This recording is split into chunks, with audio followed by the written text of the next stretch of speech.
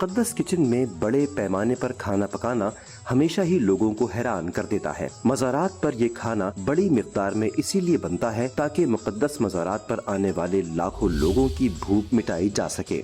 ऐसे ही एक मुक़द्दस ज़ियारत ख्वाजा मोइनुद्दीन चिश्ती की अजमेर शरीफ की दरगाह है, जहाँ जिंदगी के मुख्तलिफ शोबों के अफराद, ज़ायरीन, सूफी बुजुर्ग ख्वाजा मोइनुद्दीन चिश्ती अजमेरी से फैज़ हासिल करने के लिए आते हैं।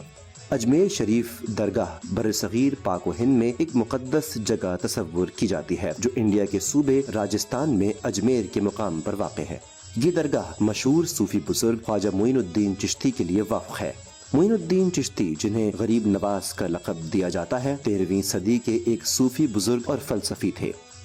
इस मशहूर मज़ार पर तमाम फ़िरक़ों के लोग किसी भी तरह की ख्वाहिशात के लिए आते हैं। ये जगह तामीराती अजूबा होने के अलावा रूहानियत के लिए भी एक बेहतरीन दरसगाह समझी जाती है।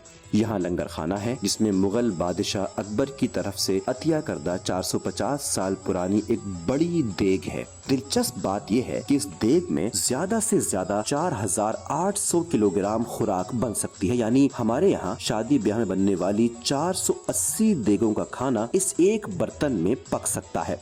हजरत ने भूखों को खाना खिलाने की तबलीग की और वो रिवायत अब तक देखी जा सकती है। मुगल बादशाह ने एक बार देग में खिचड़ी बनाने के लिए कहा और इसे 5000 अफराद में तकसीम करने का हुक्म दिया। सबसे पहले अपने हाथों से थाल में निकाला, उसके बाद मलिका नूर जहां और हरम की दीगर खवातीन को दिया।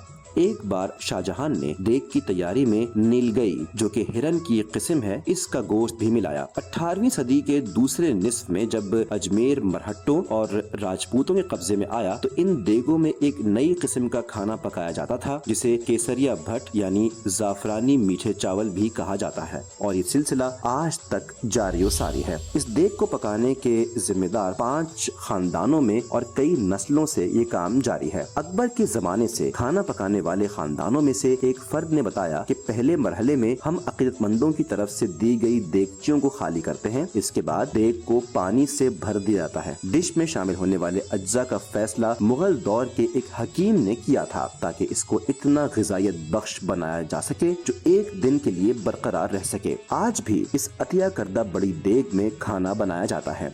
बड़े पैमाने पर देग के शोले को जलाने के लिए लकड़ी के बहुत बड़े बड़े गट्ठड़ इस्तेमाल किए जाते हैं। देग के गिर्द गुलाब के फूलों की माला बांधने और चंदन लगाने की एक छोटी सी रस्म के बाद खाना पकना शुरू होता है।